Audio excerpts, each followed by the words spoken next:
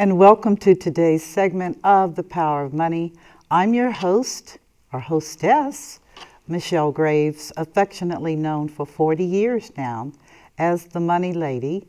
And for those of you who've been watching me over the years, and it's been many years now, they're starting to stack up, you know that I have a genuine commitment to empowering you so that you will have the necessary information, skills, resources to enable you and your family. Because remember, it always begins with the family. You will have those necessary skills to maneuver during these turbulent times. And having been on this station out of Dayton, Ohio, DATV, a phenomenal television venue. I love those people. For 14 years, and prior to DATV, I was on venues in Cincinnati, Ohio, and other areas. Now my reach is global. I'm not just in the United States, but thanks to a partnership with an internet protocol television station, UIN, which is Urban Information Network. I now have the honor and the privilege of being in approximately 90 markets in the United States, as well as 12 markets in Africa. I believe it's 9 markets in Asia, and they're expanding down into Europe. And that my show is right there in the middle, providing people all over the world with a venue that will enable them and their families to survive. Please do not think for 1 minute that you are the only person who is going through stuff. And I'm going to be talking about that on today's segment called The Return of Lawlessness. Now, this is deeper than the cowboys and the Indians and Wyatt Earp and Bonanza and all the things we grew up with cowboys, and even down to modern day cowboys in Texas and other parts of the world, because actually Mexico had a fierce army of horse riding people, men, women, children. They still do it on horses. So it's not localized to just the United States. Thanks to the power of internet, which I shared with you as my viewers many years ago. Many years ago. I said that internet was getting ready to change the face of the world because we were all going to be able to look at each other in real time,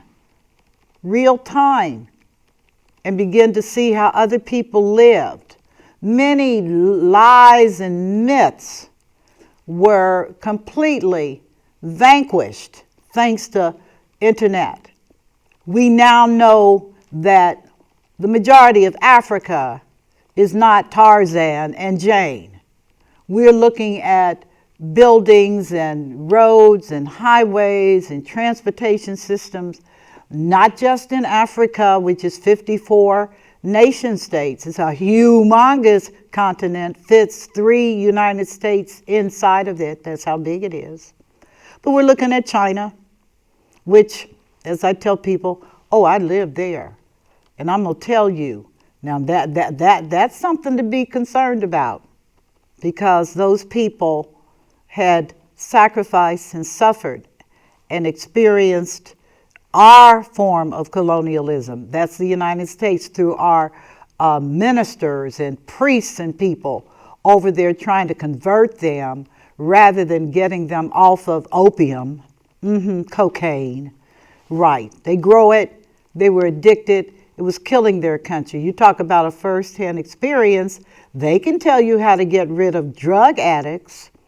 I mean, you may not like their solution, but they don't have an addiction problem over there anymore, because either the addicts got cured through hard work and prison, or they killed them.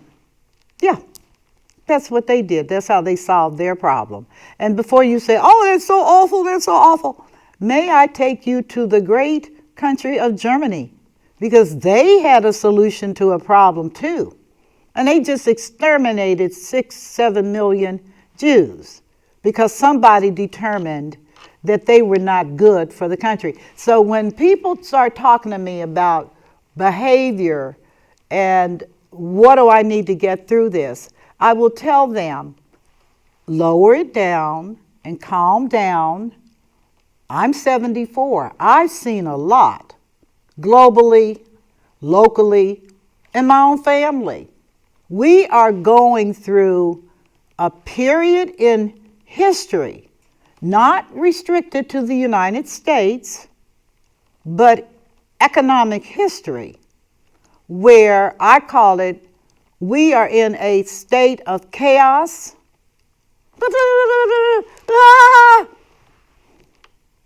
and lawlessness. And when I say lawlessness, each person stands on their own opinion.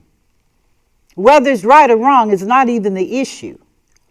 It's doing whatever an individual determines that they want to do, called lawlessness. There does not seem to be a standard or a system. We used to look to the Holy Bible as our ultimate standard, or among the Jewish population, the Torah, and among the Muslim population, their book as well, and the Buddhists and all of they all had moral standards based upon books that had been written by their holy men and women, but they had a book that you could actually turn pages and read to get a standard that they said was by God, and I believe it because God is universal. Okay, we breathe His air. We don't pay a dime to breathe His air. We don't pay a dime. We don't do prison time for saying terrible things about Him. We do not. So we are now in an age of lawlessness. And actually, for me, it's a little bit scary, if I may be so direct. Now, you may be cool and chill and your vibes are great, all that. Mine aren't. I'm looking at stuff that I have never, ever, ever seen before. And I am scrambling, trying to get an understanding.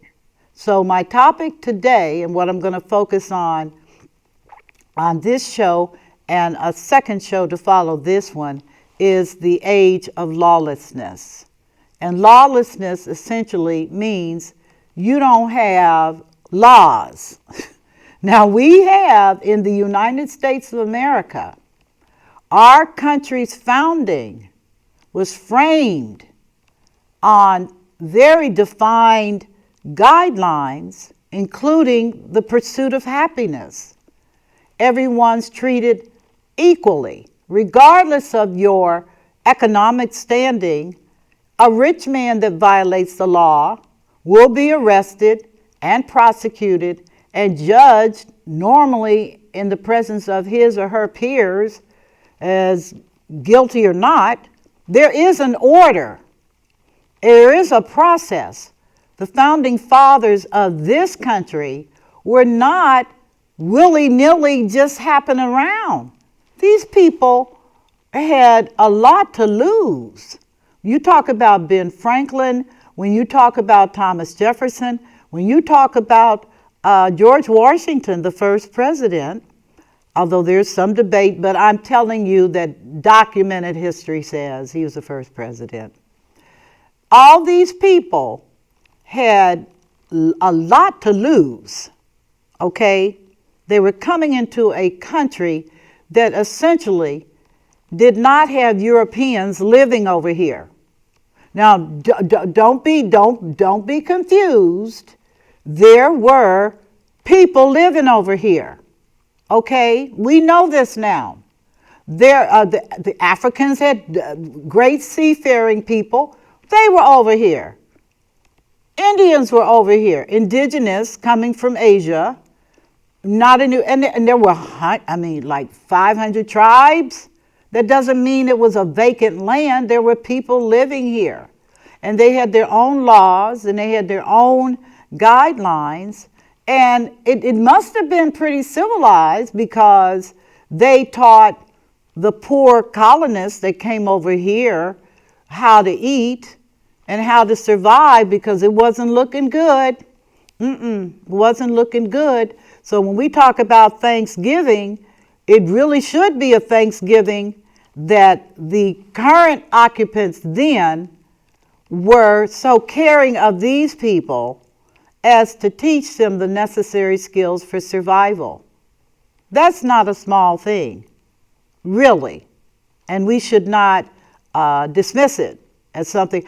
And they had rules and they had laws governing their tribes and their own nation states. You know, they were little bitty countries inside of a bigger country.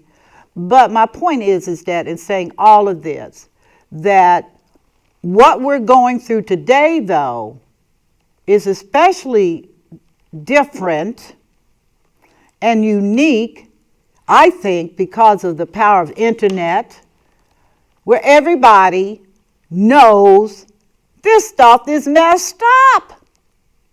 Really. You wake up every morning really grateful. I don't know about you, but I'm like, Lord, thank you that a drone did not drop a bomb. Okay, before you say, come on, Michelle, you're more intelligent than that. That is exactly why I'm telling you this. Because I've looked at the data. You know, I'm data driven. I'm not emotionally motivated. You can't pull on me like that. I'm going to be looking at data and information.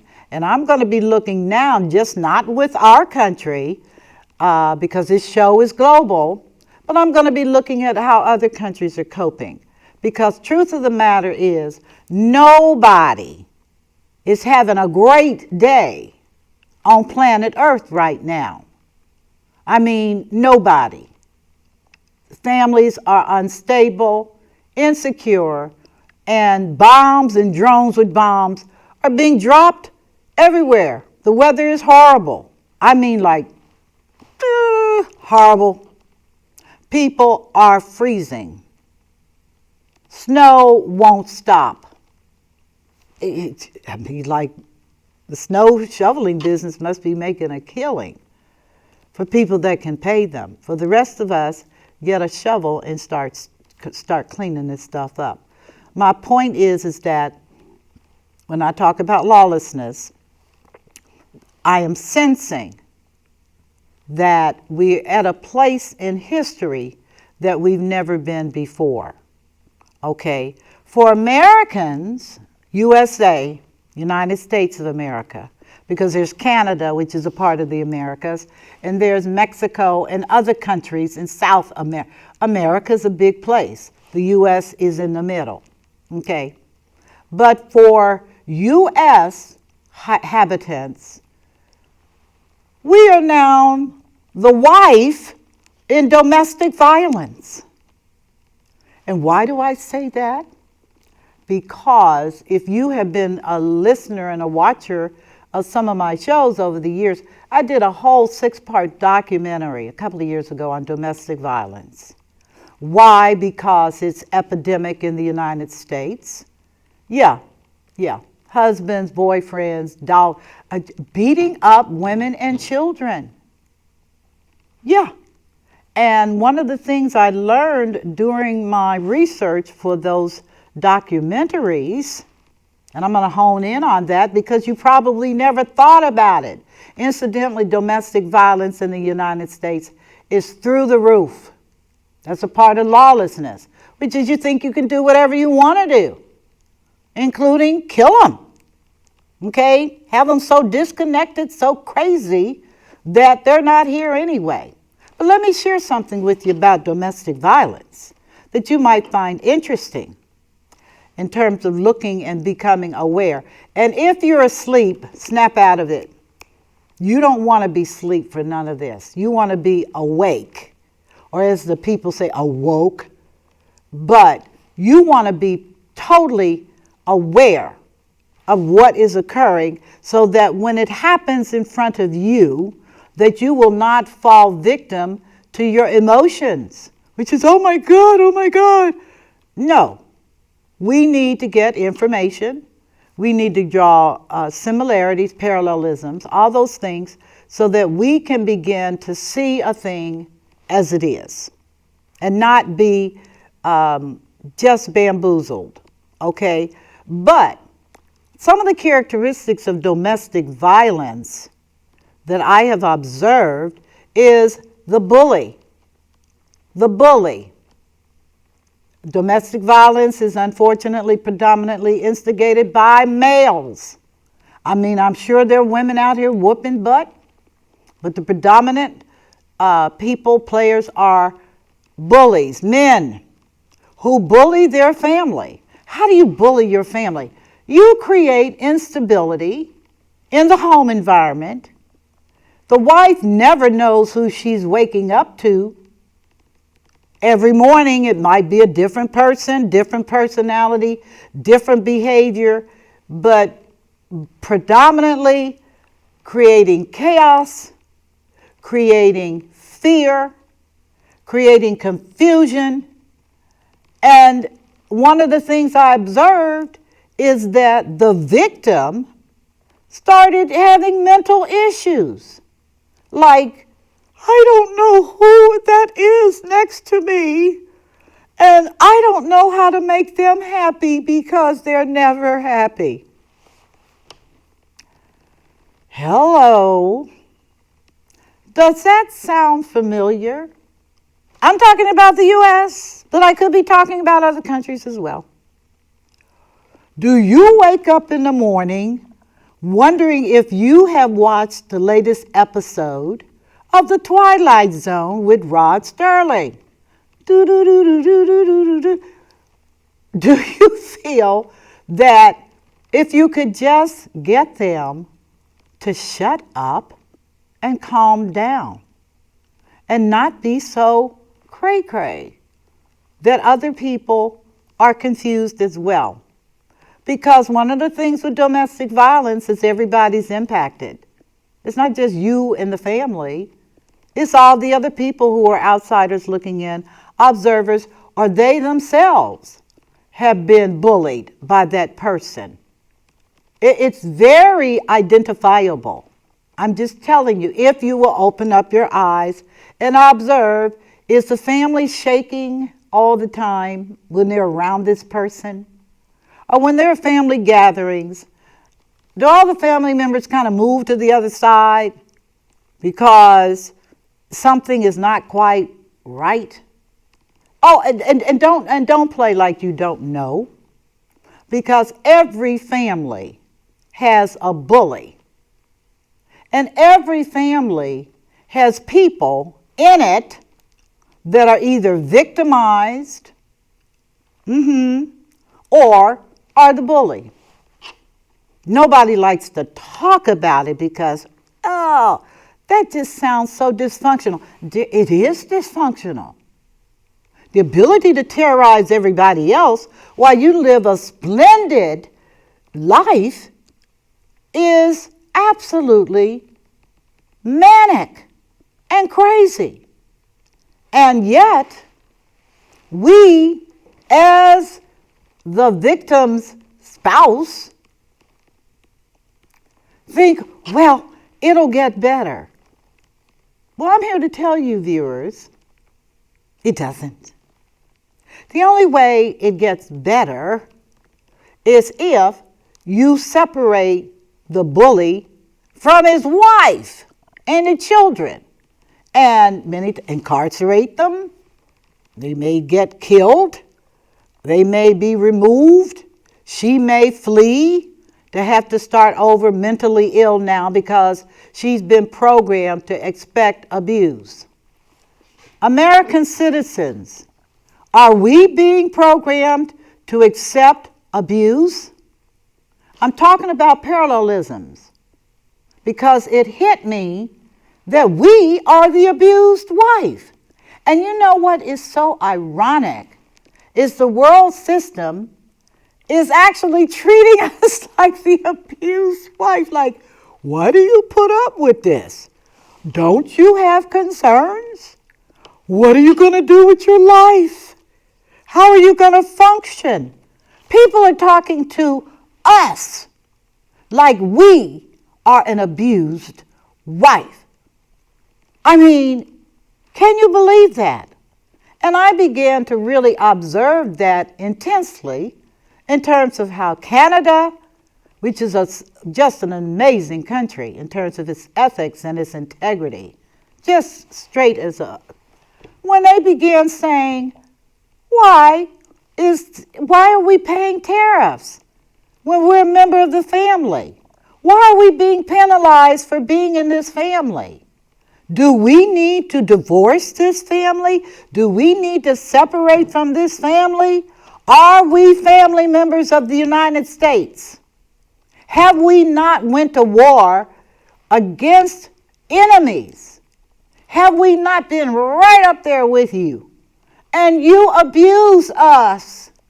You put us in with your people and pile the stuff on us. I kept saying, oh my God, this is looking more and more like domestic violence. Only in this particular comparative, it's not just domestic, it's international violence. Right. With a family. And why do I say a family? Because I believe that the human race is one big family. Why? Look at your DNA. Look at your blood. You may have come from one country, but I am here to tell you, as a scientist, that we are all kinfolks. Oh yeah. You may have different cultures. You may have different experiences. But when you're bleeding, they're going to be looking for a blood match. Why? Because we are part of the human family. That is why when you see countries abusing each other, you need to say, what is that about? And you may need to go deeper, which is what I did. And I began looking at why are we as American citizens in a state of drama. I mean, this is better than Days of Our Lives, soap opera.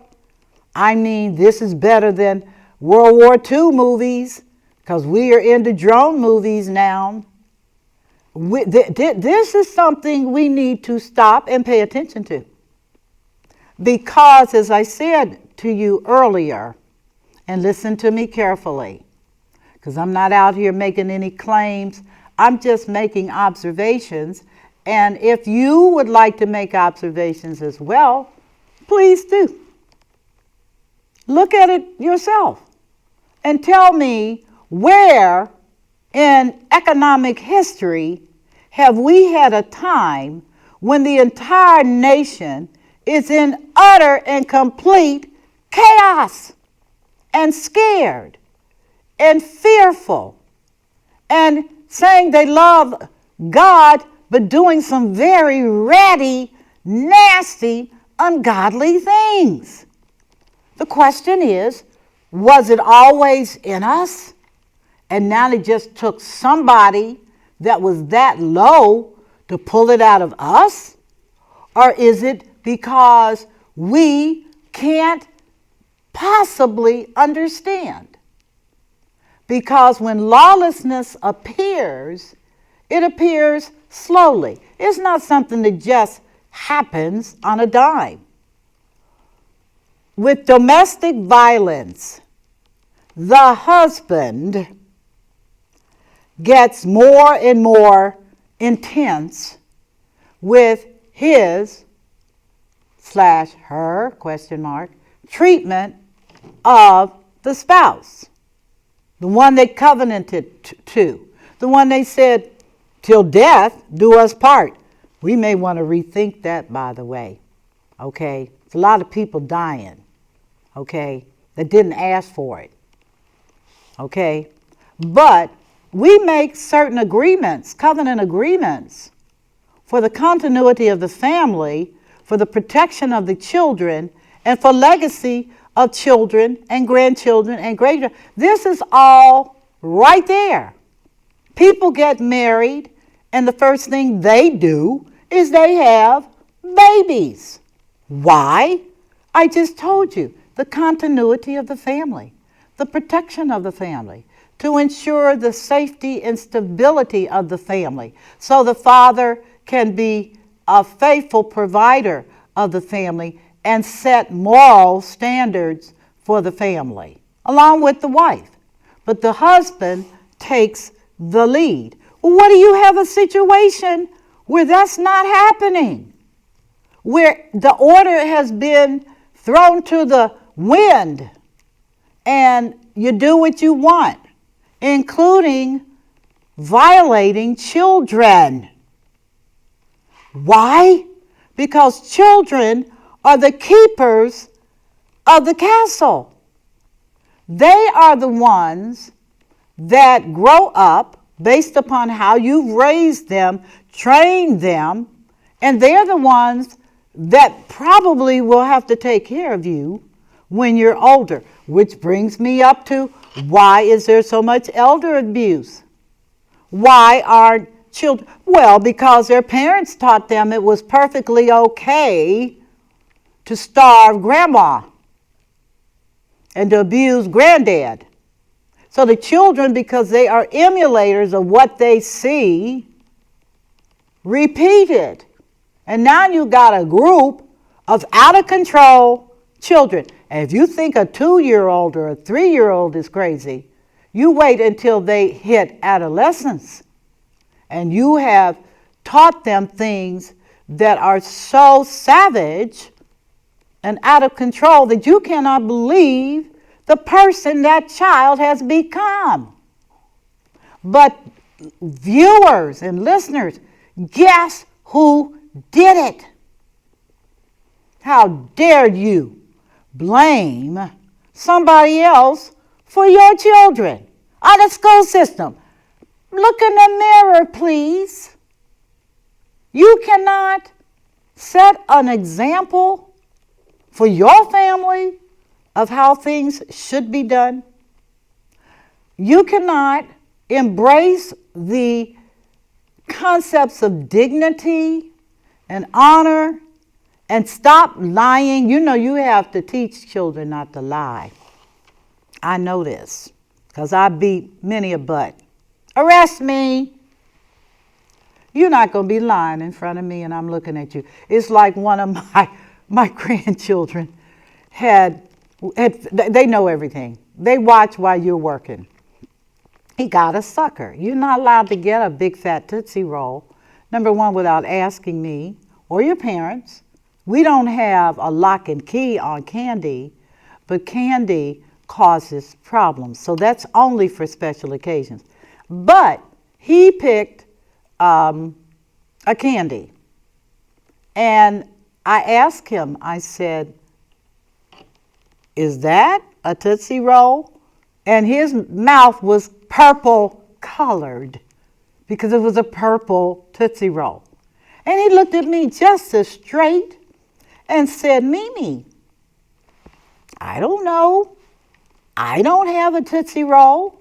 And I told him, would you go to the mirror, please, and tell me what color is on your lip? And he looked at the big mirror. And he looked at me. And he came back.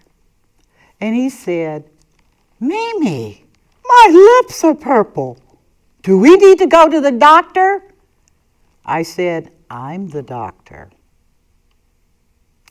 And you better get in there and you better wash that off your face. And then you are under punishment until I get better. Well, how long is that going to be? I don't know. I don't know how long it's going to be for me to have listened to you lie in front of my face.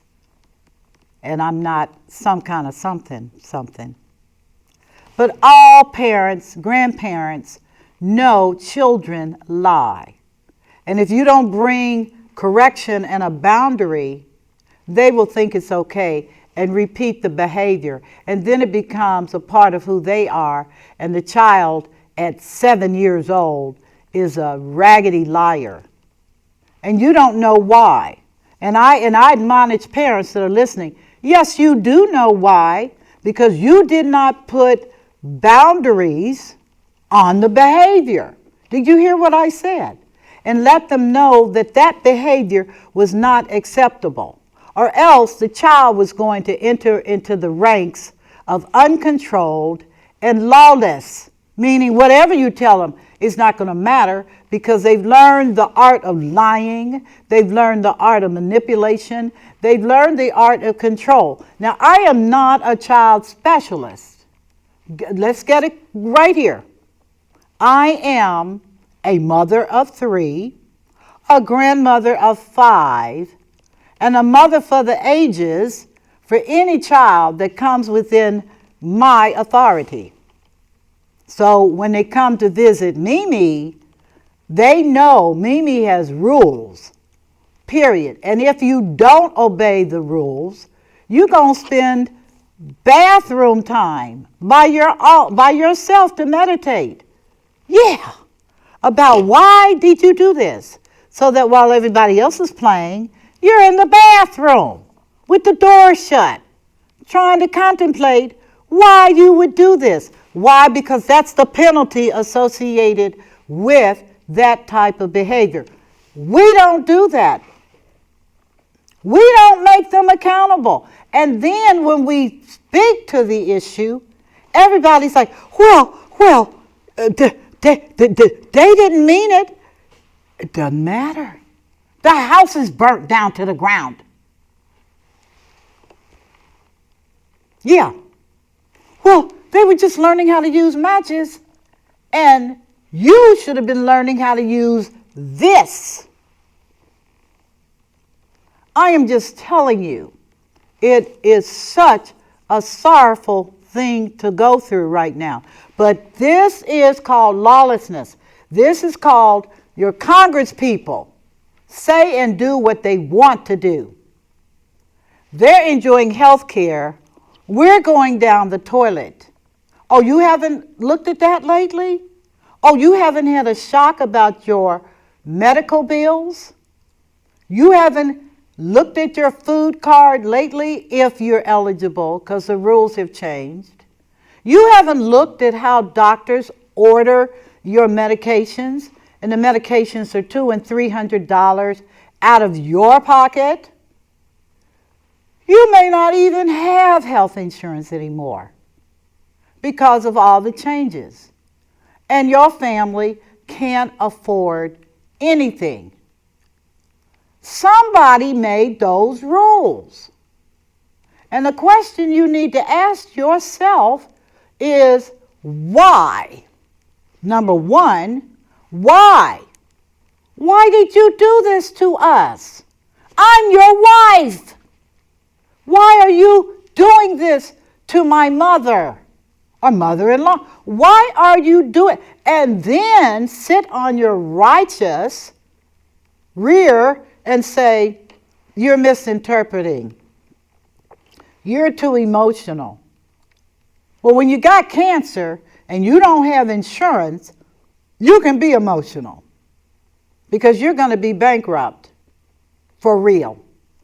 But my challenge in looking at history, if you do not stop that behavior, you're going to have a bigger problem because they don't get nicer. They feel empowered to do whatever they want to do. Lawlessness. Yeah, I don't have to give you the names of all the dictators that this world system has lived through. Going back to Alexander the Great and behind him, Babylon, Assyria, Persia, known as Iran. These were monsters. And they still killing people. They still killing people. And we still say, well, I don't know what to do. I feel powerless. Well, ladies and gentlemen, you're not powerless. Not in a democracy with a constitution. You may be bamboozled. I'd rather you say that. I'm just abused, than to say, I don't know what you're talking about. Because that makes me nervous. You're experiencing this level of abuse, and it does not bother you. You're not looking at the future. You're just trying to scrap away, not understanding that if the abuse is not checked, it will continue and amplify and accelerate. I'm so serious. And we got case studies here. You don't have to be confused. The Jews will tell you this about Germany. It started off one way, and it ended up something dreadful, horrible, and one of history's recorded monster regimes. Why? Because lawlessness. And I don't want to make comparatives between what happened. History is abound. King Leopold from Belgium murdered 10 million Congolese. 10 million. He killed 10 million people, wives and children. And nobody did anything because they didn't think he was going to do it. Surprise! He did. Germany killed 7 million Jews, 6 or 7. King Leopold killed 10. What was the world's response? Well, it wasn't me. That it wasn't me today is going to get this country in a lot of trouble. First thing is earning the absolute contempt of our young people, which are saying, what don't you understand? We can't do this like this anymore. We won't do this like this anymore. So what do you see? You see suicide rates among young people going through the roof. They're out the game. They said, we will do this to ourselves before we let somebody do it to us. Sounds like something Stalin did.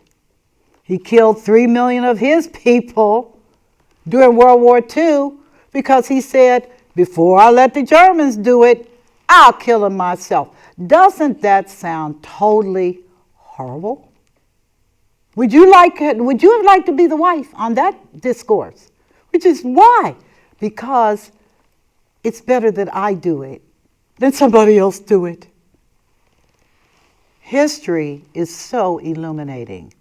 And as an economist, by training, an international economist, I look at economic history all the time and I draw parallelisms. I had never looked at domestic violence, however, other than to say it's out of control. And why? Are people's days so bad that they have to kill their wives and children? And I'm not exaggerating, and I'm not making this up. You can go to ChatGPT. You can go to Google and do a search. You're going to be astounded at how many bullies made a decision that they had it with their whining, complaining wives and killed them and killed the kids. Yeah, coward, call it whatever you want. The fact is they did it. And there was not a protest from the wife other than to run. Flee for her life and the children. And that's what we tell. Oh, run, run, run. Nobody says anything akin to fight back. Let them feel what you feel. Oh, no, no, no. Oh, no, no, no. That would be way too radical. Really? To protect yourself and your children, men and women this time. Because I now know And I know it sounds so funny, but males can be the victims of domestic violence as well. Men right now are catatonic. They can't function with what's going on. Job loss, inability to feed their families, loss of hope. You can't lose hope. Hope is what binds all of us together. But if there is no hope because everything you try to do gets crushed, then depression comes in because you cannot do what you must do. Okay, a healthy male must provide. I said healthy. I didn't say culturally twisted. If he can't get a job because that's going to create chaos in the system. Because as we all learned from COVID, the last one, divorces went through the roof because men finally understood, oh, it's a good thing if you work. Do you really want to be at home 24/7 with the wife and kids? And the little 3-year-old bites everybody, including you? And the dog is crazy? And psychosomatic? I mean, all this stuff. We know. And men know. I tell them, you need to get out there and get yourself a job if it's shoveling snow, cutting grass. Because if you want to come into the sanctity of the home with your wife, kids, and doggies and kitties, oh, you're going to have a rebirth. And you're going to be scuffling out that house so fast it's not even funny. As I said, you may buy the house, but she's going to make the house. She's going to make it into a home with the dog, cats, and everything else. I'm just sidebarring here because a lot of people don't understand why the divorce rate went so high during COVID. Why so many couples say, whoa, no, especially males. That's what the data says. They gave up the ghost and said, I can't do it. Well, you know what it feels like. And that's under an emergency situation because 3 million plus people did die from COVID, and the numbers are still there because COVID is not gone. It's still here. People are still dying. They're still contracting it. You better protect yourself, for real. This is true stuff, I'm telling you. So we see where certain patterns empower dictators and bullies and maniac type personalities. Some people cannot function unless they're breaking the spirit and the will of other people. Why is this so? Well, go back and look at their parents. Look at where they came from. Look at how they were treated or mistreated and abused. Look at so many of them that got no love. Yeah, no love. Parents didn't touch them, didn't hold them, didn't do nothing. Just had them. And let the nanny take care of them. And let a bottle be their source of nourishment. This is real stuff. So the person that is this cray-cray, first thing, there is no cure. I was dumbfounded. I'm like, you're a PhD in psychology or and you tell me, nah, no cure other than death. And I'm like, well, let's just do this thing. Well, we don't want to misdiagnose. Well, you'll have everybody else in the family crazy. Is that the goal? Is that what the purpose of this is? I'm just making the query, viewers.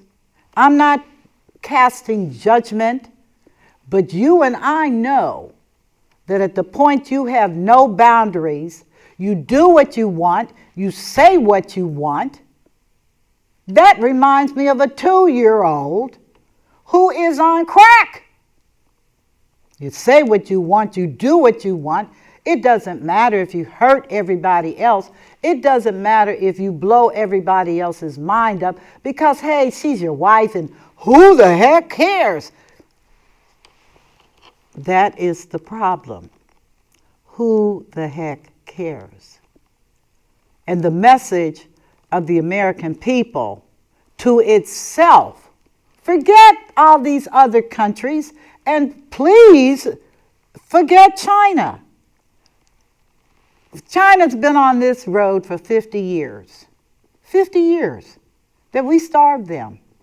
We paid them 25 cents a day for making a tennis shoe with a swoop sign on it. That's documented. This is not hidden history. They did without. They didn't have anything. So why would they endorse your way of life when they're looking, again, everything's open thanks to internet. Everybody gets to see everybody else's stuff. Okay? And since I lived over in China, because I was that determined to find out whether they were a problem or not 30 years ago, and I concluded when I came back, we're in big trouble because those people are willing to starve to make sure they as a country do better. No individuals, they as a nation do better. What are you going to argue with on that? That's what we need to be doing. I'm serious. Now, they're communist, and if you don't know what that is, Google it. Communism. Google it. But they have taken all the good things from capitalism and used it to build their nation. So are they coming around to our way of thinking? No. Why? Because the data is there. And what you may not know, how she become so familiar with the Chinese? And because I went to graduate school with a ton of people from People's Republic of China, that China was paying the tab for them to learn our system. Yeah, my grad school in economics was full of people from everywhere but us. Why? Because most of us did not appreciate the value of knowing what other people are doing. So don't feel some kind of way because you don't understand. Your people in leadership don't understand either because they thought they were always going to be on the top. And when you train your adversary how to shoot you, don't be mad when they pick up a gun and do. That's what we did. We told them, hey, this is easy. And they said, okay, we can do that. And they did. And now we're mad. Don't be mad. The opportunity still is here. I tell people, don't quit the hope. But you better learn the art of accountability. And it starts with your family. It starts with behavior that's unacceptable. I can't, but let me just give you a quick example. When did it become popular for parents to curse around their children and call their children all kinds of foul names? I'm talking, doesn't matter about your economic class, because the children are going to tell the story. Oh, you can, when we come over, the children are just ever so proper. But ask their teachers at school about that child and the things he says or does. And again, where are the boundaries? And then you are upset because you were wounded, because your parents didn't have good sense. Well, where does it stop? And I'm suggesting to everyone that's viewing today, come out the cave. You don't want to be asleep. Come out the cave. You don't want to be stupid. Come out the cave. You want a better life and a better world for you, your children, and others all over the world. There's nothing to be gained by saying to the world, we're the greatest. Although we did have a gentleman named Muhammad Ali, who is undeniably the greatest in football, but he never claimed to be the greatest on the face of the earth. Are you not a narcissist par excellence? What? That's not the goal. The goal is to raise people, humans, who are aware and alert and sensitive to the principles of fairness and equity and dignity. And no, I'm not being a modern day hippie. I'm telling you how things have to occur for all of us to survive. Because all it requires is a push of a button. Nuclear, kaboom. And nobody's around. Now, Mother Earth will do just fine. When the dust settles, plants will sprout. You just won't be around. The problem will be eliminated. This is sci-fi. I mean, you've gone to enough movies to know. But before the movies, there was futurists writing about the end of the earth. And why did it happen? Because people stopped fighting to bring about standards and codes. Well, I don't want to tell somebody else what to do. I agree with you in your personal life. You have no business telling anybody else what to do. That's their life. And it's yours too. But when we start talking about standards and society and good people, and sorry to say the bad word, bad people. Like I told my grandchildren, there are good people, bing, and then there are bad people who do bad things. And they say, well, what do we do with them? I tell them, the ocean is huge. Don't judge me because I told the children about the ocean.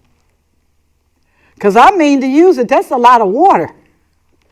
And the fish are in there and they don't want to be there because so much trash. But everything has a use. Everything has a benefit. So my subject matter today was on lawlessness. And if you are in agreement with me on some of the things I've said, then email me or send a note to DATV. The show goes all over the world, but DATV does send me my stuff. Or you can email me, mygraves@gmail. mygraves@gmail. Or, believe it or not, you can call me. I didn't say I'd answer immediately, but you can always leave a message and know that I will respond. Why? Because we are at a very, very vulnerable place in this country's story.